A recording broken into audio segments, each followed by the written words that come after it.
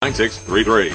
Survival in the city, it's not just for extremists anymore. From natural calamities to an economic collapse, would you be prepared to make it on your own if a huge disaster hit us tomorrow? Ainsley Earhart reports in this Hannity special investigation. SARS, tsunami, Katrina, bird flu, swine flu, 9/11. When the next disaster strikes, is it possible to be ready for it? These people will be. They're called survivalists, and they're ready for anything. There are a lot of survivalists out there, right? There are a lot of people out there that are really worried. Well, they have to be. I mean, considering what's been going on in the news even recently. Right. Eitan Edwards has made being prepared for these disasters and teaching others how to do the same his life mission. He wants America to be ready for anything, from the next hurricane to the next terror attack. We will see weapons of mass destruction used in the United States, or we'll see them used abroad. When? Within the next 5 years. Really? Yeah, Within the I next think so. 5 years? I think so. The reality is that we live in a world full of danger. That, safety is an illusion to some degree. As executive director of the International Preparedness Network and author of the book Preparedness Now, Edwards leads regular training classes called Global Meltdown Survival Clinics in New York City. Simon Templer is a regular attendee of Edwards clinics because for him it's not a matter of if, it's only a matter of when. That's what they're telling us. They're telling us in the news. They're telling us, the government is telling us, FEMA, if you read their website, they're telling us it's not a matter of if anymore, it's when. And we're seeing this in 9/11, swine flu, avian flu, all these different mad cow disease, whatever's coming. And tears come to my eyes. I look at my own children and I'm saying to myself, oh my gosh, what if I'm not around them to help them? Normally, the kind of people that do this, and there is a group of them, would be known as extremists. People that thinking that doom is about to happen and the end is near. But experts say there's been a recent shift in the typical survivalist. They're not just extremists anymore, living somewhere in a remote wilderness. They're more mainstream, more urban, and more prevalent than ever. The thing that's led to the change where everyday Joes are now hoarding supplies and becoming survivalists is this notion that the economy is in trouble. It is not going to repair itself, and the government is not helping, so people are thinking that they may suddenly have a day where there's no food to have. There's no question that the economy has affected people, and they are concerned. And, we like survivalists. I want more of them. A lot of people who would kind of watch me preparing and sort of laugh at, are now actually saying, hey man, do you know where I can go get a bunch of survival supplies? And it's people from across the spectrum, not just the people on the extreme left or extreme right. Neil Strauss is a Los Angeles-based survivalist and author of the new book, Emergency, This Book Will Save Your Life. All the things that have happened to our country, whether it's the economy, whether it's 9/11, whether it's Hurricane Katrina, whether it's banks collapsing, all these things happening made me realize that why don't I go and learn to do some practical things for myself so that I don't have to be dependent on anyone or anything.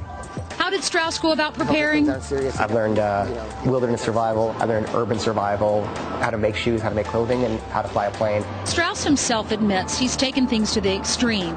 But if you truly want to be prepared for anything, is it necessary to obtain all of these skills? There's only two things you really need to prepare for if we're talking about sort of disasters. One is how to stay at home if you're cut off from all utilities. The other one is how to get out of your home if you're in an impact zone. Most experts agree on the necessities you need to make both of these possible. Have a go bag, a bag that has important documents, some cash, some food and water, survival supplies. So if you have to leave your house, even if it's just a fire, you can grab that bag and run. The Office of Emergency Management suggests a few basics. Bottled water, non-perishable food, flashlight, batteries, battery-operated AM, FM radio, very important. Eitan Edwards takes it a step further. His go bag weighs approximately 100 pounds, and he keeps it fully stocked with literally everything he might need to make it on his own. This is a rig that you can actually wear. And you think everyone should carry something like this all the time? I think that people need to carry a personal kit. You talk about this so matter-of-factly, like this is normal, but in reality, most people don't carry all of this. Do people call, or do you live in fear? Oh, absolutely not. And what about the things that you should store in your home for survival? A gallon per day for everyone in the house. Have enough canned food that you could use. Strauss has added a few additional items to his list. This is the garage which once held my car, and now it holds my stockpile. I live off this now, so it's always here. It's like a mini grocery store. So I've got everything I need. I've got my food, I've got my water, I've got my gas, Strauss has his own goats for milk and cheese, chickens for fresh eggs, makes his own beef jerky, grows his own vegetables, keeps a getaway motorcycle on standby, and even has dual citizenship to a small Caribbean island. As for Edwards, he's equally prepared for disaster. You see these lanterns over here? Right. The beauty of this I kind of actually have one of these in my apartment. Do you? Yeah. Do you? Mm-hmm. Well, that's the the beauty of this is that you can just crank it. This is a kind of a camping water main. Okay. And you can fill this up, and this will basically give you about 6 gallons of water. This is a survival straw. These are called the different type of multi-tools: a pry bar, a little mini hatchet, and a hammer. All of these things are things that you can purchase at like camping stores. Right. And survivalists aren't the only ones stocking up these days. The Wall Streeter is just as worried about survival as the kid that's just delivering his coffee in the morning. Jamie Abish is general manager of Tent and Trails, a 6,000 square foot outdoor store in the middle of downtown Manhattan. A store where city folks can stock up on everything that they would need to survive.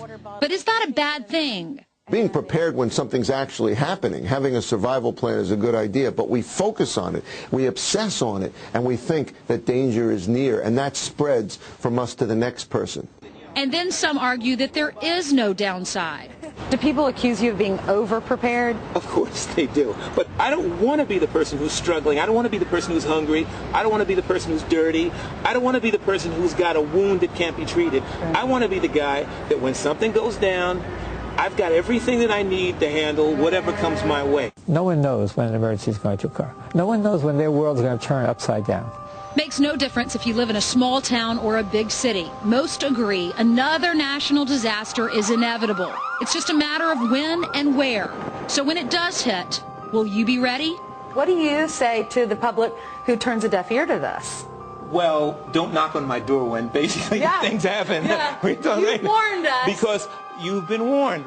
And joining me now is Ainsley Earhart. I'll tell you, you know what? A lot of people are worried there's going to be an economic meltdown, a depression, that there's some calamity of some type, some natural disaster. A lot of people are worried about it. Yeah, the guy Eitan that we talked to in the story, he says in the next 5 years he predicts that something will happen, a major disaster. But I've followed this movement. I've watched it, read about it for years. There's a lot of people that have made a lot of predictions over the years. Right. I don't think it's that hard a prediction to make, but we saw what happened in Katrina. There are folks that are still living in trailers after Katrina, and his point was, he said, we don't need to depend on the government. We can't depend on FEMA to come and rescue us, that we need to take care of ourselves. The main things, though, people are talking about: food, water, medical supplies, weapons. Right.